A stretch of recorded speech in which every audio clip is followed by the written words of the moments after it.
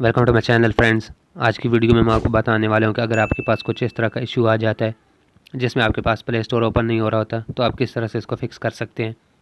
इसको फिक्स करने के लिए आपने सबसे पहले अपने मोबाइल की सेटिंग्स को ओपन कर लेना है। उसके बाद आपने यहाँ से ऐप्स को फाइंड कर लेना है। तो यहाँ से मैं ऐप्स एंड नोटिफिकेशन पर क्लिक कर देता हूँ। उसके बाद अगेन आपने यहाँ से ऐप्स पर क्लिक कर देना है। तो यहाँ से नीचे आपने गूगल प्ले स्टोर को फाइंड कर लेना है। गूगल प्ले स्टोर को ओपन करने के बाद यहाँ से आपने स्टोरेज पर क्लिक कर देना है। उसके बाद सबसे पहले आपने क्लियर कैशे पर क्लिक कर देना है। उसके बाद आपने क्लियर डेटा पर क्लिक कर देना है। तो यहाँ से आपने इसको ओके कर देना है। उसके बाद आपने यहाँ से इसको बैक कर देना है।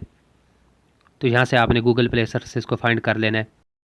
अगर आपके डिवाइस में गूगल प्ले सर्विसेज मौजूद नहीं है तो आपने स्टेप को स्किप कर देना है। अदरवाइज़ आपने गूगल प्ले सर्विसेज पर क्लिक कर देना है।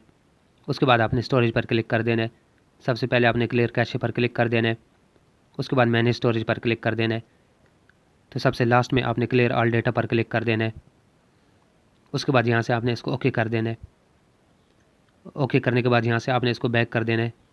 उसके बाद आपने अपने डिवाइस को रीस्टार्ट कर देना है, तो आपकी प्रॉब्लम फिक्स हो जाएगी। अगर आपकी प्रॉब्लम फिक्स नहीं हो रही तो आपने दोबारा से गूगल प्ले स्टोर को ओपन कर लेना है।